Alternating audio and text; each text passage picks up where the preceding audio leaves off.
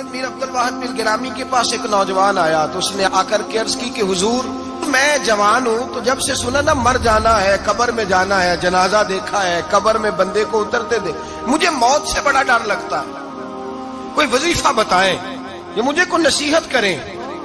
تو میر عبد الواحد بن گرامی رحمت اللہ علیہ فرمانے لگے بیٹے تیری جیب کس طرح کی ہے، پیسے کس طرح کے؟ کہنے لگا حضور بڑا کرم ہے اللہ کا، مالدار ہوں، خوشحال ہوں۔ آپ نے فرمایا ایک پروگرام، یہ نہیں اس کو نفسیاتی طور پہ مطمئن نہیں کیا، نہ آپ نے اسے کوئی وظیفہ بتایا، نہ ذہنی طور پر اسے کوئی لیکچر دیا، کہ فرمایا تیری مالی پوزیشن کس طرح کی ہے؟ کہنے لگا حضور میں الحمدللہ مالدار ہوں، اللہ نے مجھے نوازا ہوا ہے۔ آپ فرمانے لگے اس طرح کر، روزانہ کی بنیاد پہ صدقہ دینا شروع کر، اور فرض نماز کے ساتھ ساتھ روزانہ کی بنیاد پر چند نفل پڑھنے شروع کر، صدقہ روز دے، 10 روپے دے لیکن دینے روزانہ ہے، 15 روپے دے لیکن دینے روزانہ ہے، روزانہ کی بنیاد پر صدقہ کر۔ بچہ کہتا میں بھی حیران تھا کہ حضرت میں تو وظیفہ پوچھنے آیا تھا کہ موت سے ڈر لگتا ہے، انہوں نے مجھے صدقے پہ لگا دیا، نفل پہ لگا دیا، وہ تو کام میں کر رہا ہوں۔ خیر بزرگ تھے، وظیفہ پڑھنے لگا، صدقہ دینے لگا، اللہ اللہ کرنے لگا۔ فرماتے ہیں کچھ دن بیت گئے تو میر عبد الواحد بن گرامی رحمت اللہ علیہ 6-7 ماہ کے بعد دوبارہ ملاقات ہوئی تو فرمانے لگے بیٹے اب تیرا کیا حال ہے؟ تو وہ نوجوان کہنے لگا حضور اب مجھے مرنے سے ڈر نہیں لگتا، بلکہ اب تو میرا مرنے کو دل کرتا ہے، تو دل کرتا ہے، ڈر نہیں لگتا، اب دل کرتا ہے۔ اور حضور آپ نے میرے ساتھ کیا کیا ہے کہ میرا تو دل کرنے لگا ہے مرنے کو، خوف نکل گیا ہے، دل کرنے لگا ہے میں جاؤں۔ تو بڑا خوبصورت ارشاد فرمایا، کیا بات ہے، اللہ والوں کی باتیں اللہ کے لشکروں میں سے لشکر ہوتی۔ میر سید عبد الواحد بن گرامی رحمت اللہ علیہ فرمانے لگے بھائی جس جگہ آدمی کی پراپرٹی ہوتی ہے، جس جگہ اس کا مکان ہوتا ہے، جس جگہ اس کی جائیداد ہوتی ہے، وہاں اس کا جانے کو دل کرتا ہے۔ فرمایا اب تو نے صدقہ دے کے نفل پڑھ کے جنت میں اپنا مکان بک کرا لیا ہے، اب وہاں تیرا پلاٹ ہو گیا ہے، اب تیرا ڈر نہیں لگے گا، اب تیرا جنت میں جانے کو دل کرے گا، اب تیرا وہاں جانے کو جی چاہے گا جہاں آدمی کی زمین نہیں ہوتی، جگہ نہیں ہوتی، سر چھپانے کو مکان نہیں ہوتا۔ بھائی نبی کریم صلی اللہ علیہ وسلم کی بارگاہ میں حضرت عمر آئے، بخاری مسلم میں موجود، کہتے ہیں حضور اٹھے چارپائی سے تو نبی پاک کے کمر مبارک پر موٹے موٹے بان کے نشان تھے۔ عرض کی یا رسول اللہ صلی اللہ علیہ وسلم کیسر و کسرا تو اتنی موج میں ہے، یا رسول اللہ وہ تو اتنی موج کر رہے ہیں اور آپ اس تکلیف میں۔ تو محبوب نے فرمایا عمر کیا تم یہ پسند نہیں کرتے کہ وہ دنیا میں موج کر لے اور اللہ آخرت کی ساری عزتیں ہمیں ہی عطا فرما دے؟ فرمایا میں تمہاری دنیا سے کچھ لینے نہیں آیا، میں تو بطور مسافر یہاں وقت گزار کے پیغام الہی دینے آیا۔ تو میرے بھائی جب توحید باری تعالیٰ پر توجہ ہوتی ہے پھر دنیا کی لذتوں پہ دل نہیں لگتا، پھر انسان ساری محنت آخرت کے لیے کرتا ہے، پھر اس کا خیال آخرت کی طرف رہتا ہے۔ اور میرے اعلیٰ حضرت فاضل و محدث بریلوی رحمت اللہ تعالیٰ علیہ فرماتے ہیں جب تیری توجہ توحید باری تعالیٰ کی طرف ہوتی ہے نا پھر تو اپنے آپ کو سنبھال کے نہیں رکھتا، پھر تو تیرا دل کرتا ہے میں جیوں بھی تو اللہ کے لیے، مروں بھی تو، بول کے بتائیے، جیوں بھی تو اور مروں بھی تو، میری زندگی کا مقصد تیرے دین کی سرفرازی، میں اسی لیے مسلمان، میں اسی لیے نمازی۔ پھر دل کرتا ہے کہ جینا مرنا اللہ کے لیے ہو۔ پھر صحابہ حضور کی بارگاہ میں آ کے سفارشیں کرتے ہیں۔ حضرت ابو سعد خزیمہ، بڑی عجیب حدیث اور بڑا نرالا رنگ اس روایت کا، حضرت ابو سعد خزیمہ رضی اللہ تعالیٰ عنہ، ان کے بیٹے، ان کا نام سعد تھا، بیٹے بدر میں شہید ہو گئے۔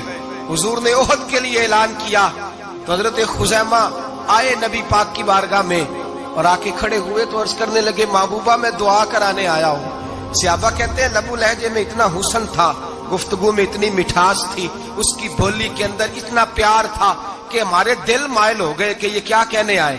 حضرت خزیمہ عرض کرنے لگے یا رسول اللہ صلی اللہ علیہ وسلم میرا صاحبزادہ، میرے بیٹے محمد سعد وہ بدر میں شہید ہو گئے تھے، یا رسول اللہ میں شہادت سے رہ گیا تھا، حضور ہم دونوں باپ بیٹے کا ارادہ تھا جہاد میں آنے کا، ہم دونوں کا پروگرام تھا، وہ کہتا تھا میں جاؤں گا، میں کہتا تھا میں جاؤں گا۔ پھر ہم نے قرعہ اندازی کی تو قرہ میرے بیٹے کے نام نکلا، بیٹا میرا آیا بدر میں، پھر اللہ تبارک و تعالیٰ نے اسے شہادت عطا فرمائی، وہ شہید ہو گیا۔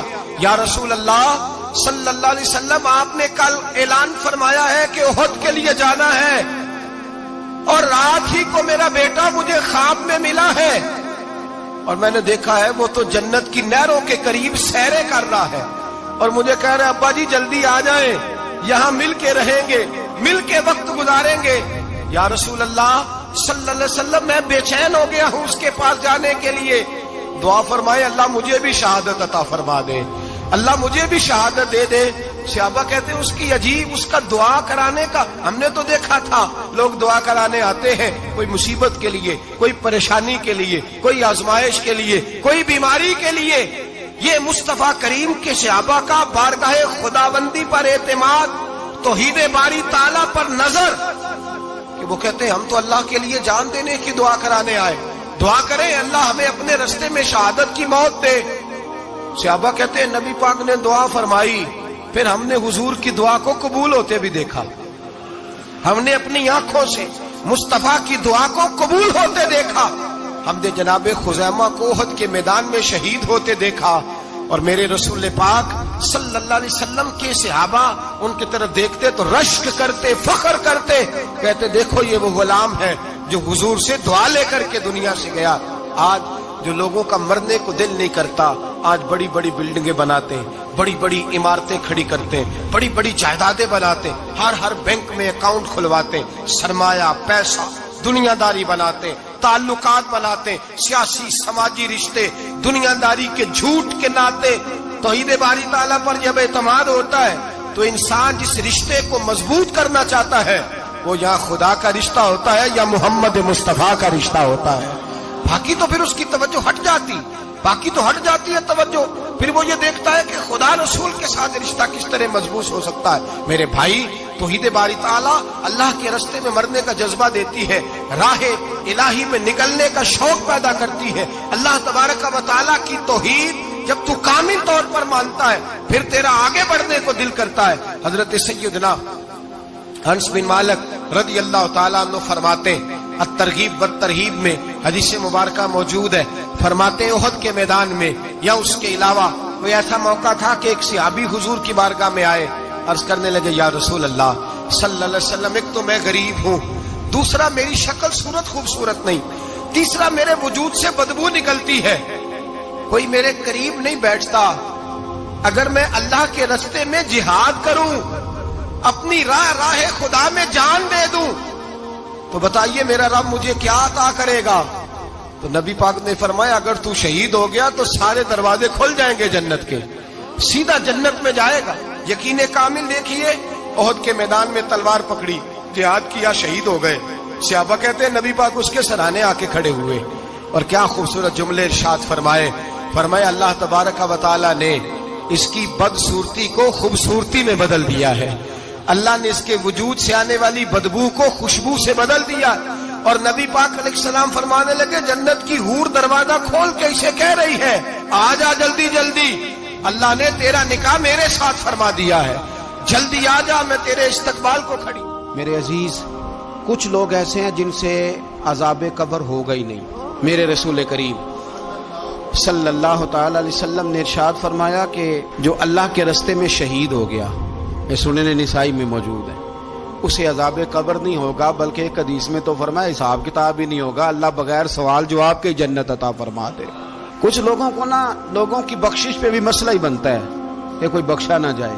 اور ایک صاحب کہہ رہے تھے جی یہ کیا معاملہ ہے کہ جمعے کو بندہ مر گیا یا فلانا ہو گیا تو اس سے حساب کتاب نہیں ہوگا، اتنے بڑے جرم لوگوں نے کی، اتنے پاپ، اور جمعے کو مر گیا تو بخشا جائے گا۔ تو میں نے کہا جرموں کا بھی اسے حساب اللہ لے لے گا، لیکن میاں حساب کتاب کی ڈیوٹی نہ اللہ کی ہے تو بہتر یہ ہے کہ اسی کے ہاتھ میں رہے، تو نہ اپنے ہاتھ میں لینے کی کوشش کر۔ سنن ترمذی کی حدیث، ہمیں پتہ نہیں کیا مصیبت ہے، ہمیں پتہ نہیں کیا مسئلہ ہے۔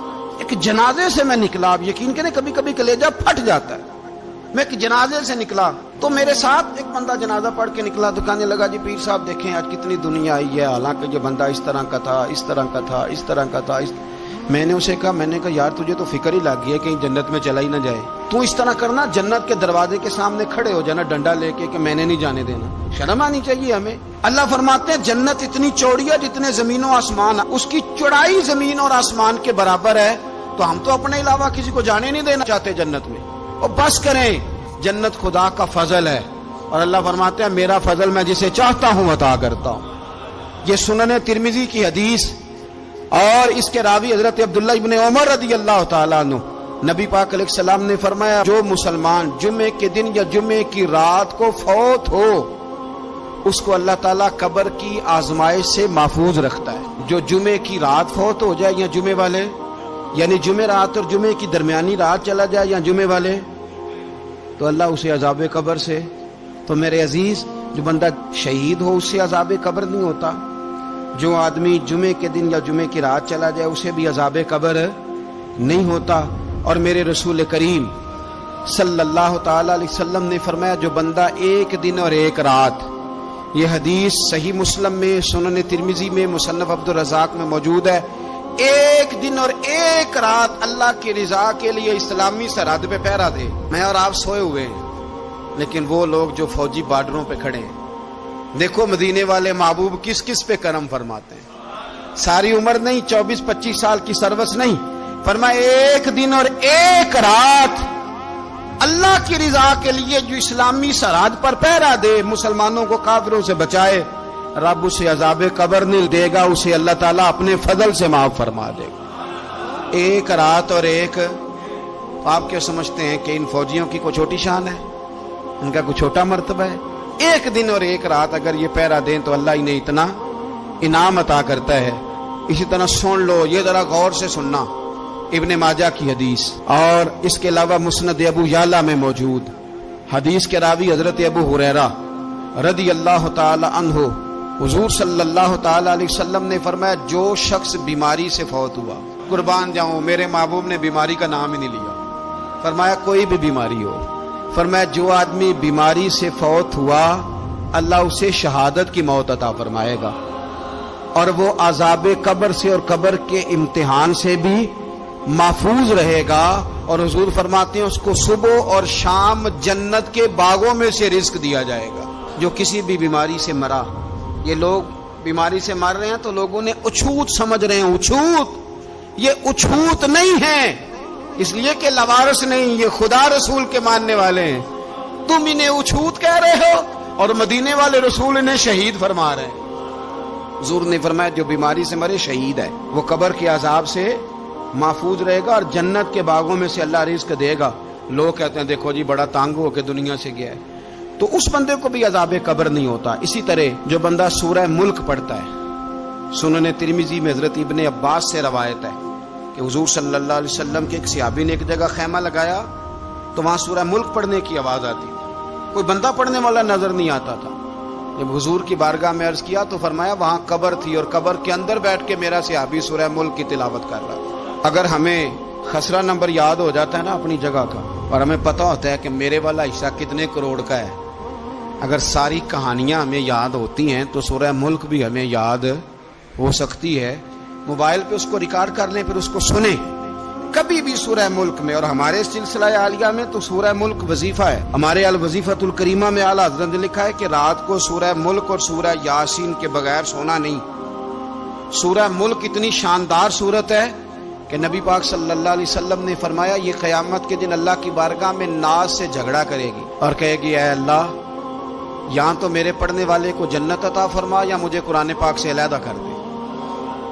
تو رب کریم پھر اپنے فضل سے پڑھنے والے کو جنت عطا کرے گی. میری اپیل ہے ہر اس شخص سے جو کسی بھی مشکل کا شکار ہے، کسی بھی آزمائش کا شکار ہے، کسی بھی ذہنی پریشانی کا شکار ہے، وہ کسی بھی قسم کے دباؤ کا شکار ہے، کسی الجھن کا شکار ہے، کسی تکلیف میں ہے، کسی درد میں ہے، فقر میں ہے، آزمائش میں ہے، قرض میں ہے، بیماری میں ہے، پریشانی میں ہے، وہ اپنے رب کی بارگاہ میں استغفار پڑھے. استغفر اللہ ربی من کل ذنب واتوب الیہ کثرت کرے، نہیں تو استغفر اللہ استغفر اللہ استغفر اللہ کثرت سے پڑھے. کسی بھی صورت میں اپنے مالک کے حضور استغفار کرتا رہے، کرم ہوتا رہے گا، رحمت ہوتی رہے گی، بخشش ملتی رہے گی، اللہ درگزر فرمائیں گے۔ حضرت امام حسن سے آ کے وظیفہ پوچھا، اس شخص نے کہا حضور اولاد کوئی نہیں تو وظیفہ بتایا، تو آپ نے فرمایا استغفار پڑھا کر، کیا کر؟ اس نے کہا ٹھیک ہے۔ تو حضور پھر میں دوبارہ کب آؤں؟ تو امام حسن کہنے لگے بے اولاد ہے نا تو، استغفار کا وظیفہ بتایا نا؟ کہا ہاں۔ فرمانے لگے اب اس وقت آنا جب اللہ تجھے 10 بیٹے عطا کرے گا۔ کتنے؟ 2 4 نہیں، 10 ہی کہہ دیے۔ تو حضرت امیر معاویہ رضی اللہ تعالیٰ دیکھا، کہنے لگے حسن اتنا بڑا دعویٰ؟ آپ فرمانے لگے میں نے کہہ دیا نا تو اللہ فضل کرے گا۔ ہاں ہاں اللہ خیر کرے گا، خیر ہو جائے گی۔ وہ شخص کئی سالوں کے بعد آیا، کئی سالوں کے بعد، تو حضرت امیر معاویہ کو بھی ساتھ لایا، کہنے لگا حضور اللہ کے فضل سے اللہ نے 10 بیٹے عطا فرمائے، پورے 10 ہی اللہ نے دیے۔ تو حضرت امیر معاویہ کہنے لگے جناب بات تو آپ کی سچی ہو گئی، پر مجھے بھی بتائیے وظیفہ کہاں سے لیا؟ فرمانے لگے قرآن پاک سے، سورہ نوح کی 10 11 12 آیت پڑھو۔ اللہ فرماتے ہیں تم استغفار پڑھو، میں تمہاری بیٹوں سے بھی مدد کروں گا، مالوں سے بھی مدد کروں گا۔ تو میں نے استغفار بتائی تھی اور قرآن میرے اللہ کا ہے، رب کا وعدہ جھوٹا ہو سکتا؟ فرمایا 10 بیٹے ملنے تھے، میں نے کہہ جو دیا تھا۔ وہ میرے بھائیوں یاد رکھیں، استغفار اللہ کی رحمت نازل کرتا ہے۔ ایک ہوتا ہے خوف، ایک ہوتی ہے خشیت۔ خوف والے لوگ توبہ کرتے ہیں، خشیت والے استغفار کرتے ہیں۔ ایک ہوتا ہے خوف، ایک ہوتی ہے خشیت والے استغفار کرتے ہیں۔ نبی کریم علیہ السلام نے فرمایا میں دن میں 100 مرتبہ استغفار کرتا ہوں، دن میں۔ توبہ والا کہتا ہے کہ میں بھول گیا تھا، مجھے معافی مل جائے، اور خشیت والا کہتا ہے میرا یار ناراض نہ ہو جائے، وہ استغفار ہی کرتا رہتا ہے، وہ معافی مانگ۔ حضرت رومی نے مثال دی ہے، فرماتے ایک عورت تھی تو بھیک مانگا کرتی تھی، ایک دن بادشاہ کے دروازے پہ بھیک مانگنے گئی تو بادشاہ کو پسند آ گئی، اس نے نکاح کر لیا۔ 20 کنیزائیں اس بی بی کے پاس تھی خدمت کرنے کے لیے، روٹی دینے کے لیے، کپڑا دینے کے لیے، لیکن وہ ہر وقت روتی رہتی تھی، ہر وقت روتی۔ ایک سمجھدار کنیز کہنے لگی کہ ملکہ اب تیرا درجہ بہت بڑا ہے، تو ہر وقت روتی رہتی ہے، معافی ہی مانگتی رہتی ہے ہر وقت، کون سی ایسی نعمت ہے جو تیرے پاس نہیں؟ تو وہ کہنے لگی اس لیے تو روتی ہوں۔ کیا مانا؟ کہنے لگی اس لیے روتی ہوں کہ میں اس قابل نہیں تھی جو مجھے مل گیا، کہیں میرے سر کا سائیں ناراض نہ ہو جائے، وہ کہیں بگڑ نہ جائے، مجھے پتا ہے کہ میں کیا تھی اور مجھے کہاں تک پہنچا دیا، میں روتی اس لیے ہوں کہ کبھی کہیں وہ ناراض۔ حضرت عمر اس لیے روتے تھے کہ کہیں مصطفیٰ ناراض نہ ہو جائے، حضرت ابو بکر اس لیے تڑپتے تھے کہ کہیں اللہ کا فضل روٹ نہ جائے۔ یہ جو مولا علی اپنے کمرے میں بیٹھ کے زور زور سے استغفار پڑھتے تو اس لیے نہیں کہ بڑے پاپ تھے جن کی معاذ اللہ معافی مانگتے تھے، اس لیے کہ رب رسول کہیں ناراض نہ ہو۔ خشیت تھی کہ جہاں ہم پہنچے ہوئے کہیں وہاں سے واپس۔ استغفار بندے کی اللہ سے صلح کرا دیتا ہے، بندے کی رب سے صلح ہو جاتی ہے جب استغفار۔ دیکھیں نا بڑی سادی سی بات ہے کہ 2 بھائی ناراض ہوں تو بڑا کہتا ہے اس نے میری بے ادبی بڑی کی، تو چھوٹا اگر پاس آ جائے اور پیر پکڑ لے کہ چل یار معاف کر دے، تیرا بھائی نہیں۔ پتہ کیا ہوتا ہے؟ صرف معافی نہیں ملتی، ہاں ہاں صرف معافی نہیں، چھوٹے نے بے ادبی کر دی، بڑے کو تکلیف ہوئی، بات جب آگے بڑھی نا تو بڑے نے شکوہ کیا، جب لوگوں نے چھوٹے کو سمجھایا تو چھوٹا جب معافی مانگتا ہے، ادھر دیکھو میری طرف، جب چھوٹا معافی مانگتا ہے نا اٹھ کے جاتا ہے اور بڑے کے پیر پکڑتا ہے تو میرا معاف نہیں کرتا، بڑا رو بھی پڑتا ہے، بڑا رو بھی پڑتا ہے، اور وہ کہتا ہے کہ وہ میں اور تو اماں کے پاس اکٹھے بیٹھتے، ایک باپ کی موٹر سائیکل پہ اکٹھے بیٹھتے، تو تیرا اور میرا رشتہ یار تو نے یہ کیوں؟ وہ جو آنسو نکلتے ہیں نا وہ درد ہوتا ہے، وہ کیف ہوتا ہے، وہ سوز ہوتا ہے، وہ لذت ہوتی ہے، وہ پیار ہوتا ہے۔ رب کہتا ہے تو معافی مانگ، انہو کان غفارا، تو معافی مانگ، میں تجھے معاف بھی کروں گا، تیرے اوپر رحمت بھی فرماؤں گا، تیرے اوپر کرم نوازی بھی کروں گا، تجھے نواز دوں گا، تجھے عطا کروں گا۔ حضرت موسیٰ کلیم اللہ علیہ السلام کا زمانہ مبارکہ تھا، قحط پڑ گیا، بارش نہیں ہوتی۔ ہم لوگ نا اب تو خیر ہمارے پاکستان میں تو ٹیبل ٹاک ہوتی ہے، ٹاک شو ہوتے ہیں، ہمارے ہاں تو پتہ کیا جاتا ہے کہ بارش ہو کیوں نہیں رہی، پھر اس پہ یہ ہوتا ہے کہ دھواں بڑا چڑھ گیا ہے، حالات بڑے خراب ہیں، فلاں ایسے ہو گیا، قحط کا۔ ہم تو اسباب تلاش کرتے رہتے ہیں نا جی، فوق بہت زیادہ ہے، فلاں چیز ایسے ہے، فلاں چیز ایسے، ہم تو یہ تلاش کرتے رہتے ہیں۔ وہ لوگ یوں نہیں کرتے تھے، وہ سیدھے جا کے مسلوں پہ بیٹھتے تھے، اس لیے کہ وہ کہتے تھے جب رب چاہتا ہے تو پھر کوئی چیز کسی چیز کو روک سکتی، وہ سیدھے مسلے پہ بیٹھتے۔ اعلیٰ حضرت فاضل بریلوی رحمۃ اللہ علیہ کے پاس ایک مولانا محمد حسین آئے، وہ فلکیات کے بڑے ماہر تھے، تو اعلیٰ حضرت نے فرمایا ذرا ستاروں کا حساب لگا کے دکھاؤ بارش کب ہوگی؟ کہنے لگا پورا مہینہ تو نہیں ہوگی۔ تو اعلیٰ حضرت رحمۃ اللہ علیہ فرمانے لگے کہو کہ میرا علم کہتا ہے مہینہ نہیں ہوگی، اللہ چاہے تو ابھی ہو سکتی ہے۔ کہنے لگا جی وہ تو ٹھیک ہے پر میرا علم، وہ جیسے روز لوگوں نے پیر نیٹ ٹو سین شاہ صاحب نہیں کھولے ہوتے کہ بارش کب آئے گی، اور اس کی طرف نہ دیکھ، مصلے پہ بیٹھ، مہربانی کر مصلے پہ بیٹھ، اللہ کی بارگاہ میں حاضر ہو، اس سے معافی مانگ، اسے منا تاکہ وہ رحمت کی بارش۔ کہنے لگا جی میرا علم کہتا ہے۔ تو اعلیٰ حضرت فرمانے لگے پھر وہی بات، تو کہہ اللہ چاہے تو بارش ابھی، لیکن یہ جو اڑ گئے ہیں نا بیچارے، یہ اڑ ہی گئے ہیں، یہ جہاں الجھ گئے ہیں وہاں یہ لوگ الجھ گئے، اللہ ہمیں الجھنے سے محفوظ فرمائے۔ تو اعلیٰ حضرت اٹھے تو فرمایا ٹائم کیا ہوا ہے گھڑی پہ؟ کہنے لگا جی 12۔ تو اعلیٰ حضرت نے گھڑی گھمائی، اب کیا بج گیا؟ کہنے لگا 4 بج گئے۔ فرمانے لگے بج گئے نا 4؟ کہنے لگا جی آپ نے گھڑی گھما جو دی ہے۔ فرمانے لگے اللہ بھی جب چاہے تو ستارے گھما دیتا ہے، اللہ بھی ستارے گھما دیتا ہے بارش۔ کہنے لگا جی وہ تو ٹھیک ہے پر مہینہ نہیں ہو سکتی۔ اڑا ہوا بندہ، اس کا کوئی علاج ہے؟ جو اڑ جو جائے اس کے لیے قرآن کہتا ہے وَإِذَا خَاطَبَهُمُ الْجَاهِلُونَ قَالُوا سَلَامًا، اسے سلوٹ کرو دور سے، اسے کو تو جان اور تیرا۔ کہنے لگا جی ہو نہیں سکتی پورا مہینہ۔ فرمانے لگے یار تو جا اپنا کام کر۔ وہ شخص کہتا ہے میں نے دروازہ کھولا اعلیٰ حضرت کا، کمرے سے باہر نکلا تو تیز بارش ہو رہی۔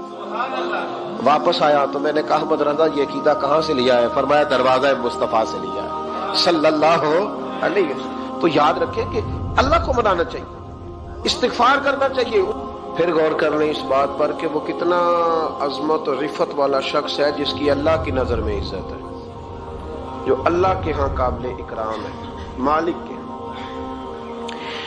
عزت، تعظیم اور توقیر یہ مسلمان کا خوبصورت عمل ہے، ان سے ایک اچھا اور خوبصورت معاشرہ جنم لیتا ہے۔ لیکن اگر بڑوں کو تکلیف دی جائے، بزرگوں کی بے ادبی کی جائے، معاشرے میں بگاڑ بھی پیدا ہوتا ہے اور بدصورتی بھی پیدا ہوتی ہے، بدصورتی پیدا ہوتی ہے، بدبو پھیلتی ہے، اس سے معاشرے کا حسن مان پڑتا ہے۔ بڑوں کو تکلیف نہ دے، آزمائش میں مبتلا نہ کرے۔ جس کو اللہ تبارک و تعالی نے ہم سے بڑا کیا ہے، علم میں کیا ہو، عمل میں کیا ہو، تقوی میں کیا ہو، یا ویسے ہی دین کے اندر اس کی داڑھی سفید ہو گئی، اس شخص کا اکرام کرے، اس کو عزت دے، اس کے ساتھ ادب والا معاملہ کرے۔ یہ چیز سنوارتی ہے مسلمانوں کو۔ آج کل بے ادبی عام ہو گئی ہے۔ معاشرے میں زیادہ پاورفل وہ لوگ ہیں جن کی زبانیں زیادہ لمبی ہیں، جو عزتیں زیادہ اتارتے ہیں، لوگ ان سے زیادہ ڈرتے ہیں۔ اپنے آپ کو ان لوگوں نے بڑا پاورفل سمجھنا شروع کر لیا۔ بلکہ بدتمیزوں کی ایک اچھی ٹیم تیار کر لی جائے تو انسان بہت بڑا اونچا عہدہ بھی حاصل کر سکتا ہے، معاذ اللہ تعالی۔ یہ رواج اچھا نہیں، یہ انداز درست نہیں ہے، یہ طریقہ کار، یہ خوبصورت لوگوں کا طریقہ نہیں، یہ حسین معاشروں کا یہ انداز نہیں ہے۔ یعنی قومی سطح کے لوگ جو دنیا کے اندر کسی ملک کی نمائندگی کریں، وہی اگر ایک پریس کانفرنس اور گھنٹے کے بعد دوسری پریس کانفرنس، فلانے نے کیا وار تو دوسرے نے دیا جواب، تو یہ انداز مہذب قوموں کا نہیں ہوتا، اس سے امیج خراب ہوتا ہے۔ یہی انداز اب ہمارے گھروں میں چلتا ہے۔ کسی کی ایک بات پر جب تک سامنے والا 11 باتیں نہیں کرتا، اتنی دیر تک اس کی روح کو، اس کے دل کو تسلی نہیں ہوتی۔ یہ چیزیں عروج پکڑتی جا رہی ہیں۔ بزرگ تکلیف میں ہیں، بڑے درد میں ہیں۔ میں نے پہلے بھی ایک دفعہ عرض کیا تھا، ایک بزرگ مجھ سے کہنے لگے کہ آپ دعا کریں میرے بیٹوں کو اللہ نرمی عطا کر دے، وہ بولتے نہیں ٹھیک، ان کا لب و لہجہ صحیح نہیں ہے۔ تو میں نے ان سے کہا کہ بزرگوں، جہاں تک میں جانتا ہوں کوئی ایسی بات ہے تو نہیں۔ تو وہ کہنے لگے کہ جس طرح آپ سمجھتے ہیں نا، ہمارے رشتہ دار بھی اور اہل علاقہ سارے یہی سمجھتے ہیں، پر میں تکلیف میں ہوں، میری بیوی تکلیف میں۔ میں نے کہا کہ پھر آپ یہ اتنی زیادہ پردہ پوشی کس بات کی؟ تو وہ کہنے لگے کہ ڈرتا ہوں، اگر لوگوں کے سامنے ہم بات کرتے ہیں تو لوگ کہتے ہیں کہ تم نے تربیت نہیں صحیح کی، اگر میں بات کرتا ہوں تو لوگ مجھ پہ شک کرتے ہیں، کہتے ہیں تو نے رزق نہیں صحیح کھلایا، تو میں درد میں رہتا ہوں، کپڑا اٹھاؤں گا تو میرا اپنا بدن برہنہ ہو جائے گا۔ یار وہ کتنی تکلیف میں ہے باپ جو اپنے سگے بیٹے سے بات نہیں کرتا کہ پتہ نہیں کہاں سے بولے گا، کیا جواب دے گا میری بات کا، یعنی ڈرتا ہے، سہما ہوا رہتا ہے۔ ادھر دیکھیں میری طرف کیا کہہ رہا ہوں، یہ نوجوان ذرا غور کریں، ان لفظوں کی تکلیف محسوس کریں کہ اماں کہتی ہے کہ بھئی میں نہیں اس سے بات کرتی، اس لیے کہ وہ بڑے سخت جملے کہتا ہے، مجھ سے نہیں سہے جاتے، کوئی اور بات کرے، یعنی جس کی ماں بھی اس سے بات کرتے ہوئے ڈرے۔ کوئی نہیں سمجھ آئی آپ کو میری بات کی؟ جس کا والد بھی اس سے بات کرتے ہوئے سہم جائے اور وہ بندہ کہے کہ میں نے تو MBA کیا ہوا ہے، میں تو معاشرے میں جانا پہچانا جاتا ہوں، اللہ کا شکر ہے جی اللہ نے بڑی عزت دی ہوئی ہے، وہ یہ لفظ کہے تو اسے شرم آنی چاہیے۔ جس کے استاد بھی اسے کام بتاتے ہوئے ڈرے کہ بدتمیز ہے، نہیں کرے گا کہ نہیں۔ اگلے لفظ اس سے بھی خطرناک ہیں، جس کا مرشد بے جھجک جسے کام ہی نہ بتا سکے اور جس کو کام کہنا ہی چھوڑ دے، جس کے حوالے سے لوگ خاموش ہو جائیں کہ بس مطلب کیا ضرورت ہے، جب اس پہ بات بوجھ بنے گی تو اس شخص کو پھر سوچنا چاہیے نا کہ وہ زندگی کس لیے گزار رہا، اس کا پھر انداز کیا ہے۔ بزرگ جن کی وجہ سے تکلیف میں ہو، آزمائش میں ہو، درد میں ہو، اور یار جو آدمی نیک ہو رب فرماتا ہے اس کا تو میں حیا کرتا ہوں، اللہ کہتا ہے اس کی تو میں قدر کرتا ہوں، میں اس کی۔ دیکھیں نا میرے نبی کریم صلی اللہ علیہ وسلم نے فرمایا جب سفید داڑھی والا شخص قبر میں جاتا ہے، یہ ترمذی کی حدیث ہے، تو رب کریم فرماتا ہے فرشتوں اسے عذاب نہ دینا، مجھے حیا آتی ہے، یہ سفید بال لے کے آ گیا۔ تو جس کی اللہ حیا کرے اس کی میں نہ کروں، اس کی نوجوان نہ کرے، اس کا سیان، جس کی اللہ حیا کرے اس کی ہم حیا ہی نہ کریں، ہمارا لب و لہجہ خطرناک اور خوفناک حد تک چلا جائے، ہمیں ڈھب اور سلیقہ ہی نہ ہو، ہم کہیں او گرم خون ہے جی ذرا احتیاط سے بات کرنا، کیا مانا ہوا اس بات کا؟ گرم خون اور ہوتا ہے اور بے ادبی والا خون اور ہوتا ہے، ان دونوں میں فرق ہوتا ہے، اس کو سمجھنا چاہیے۔ باپ کے سامنے بھی اب یہ اس کا ابا بھی سوچ کے بات کرے، اس کے ساتھ اماں بھی سوچ کے بات کرے، اس کا استاد بھی سوچ کے بات کرے گا۔ اسلام ادب والا دین ہے۔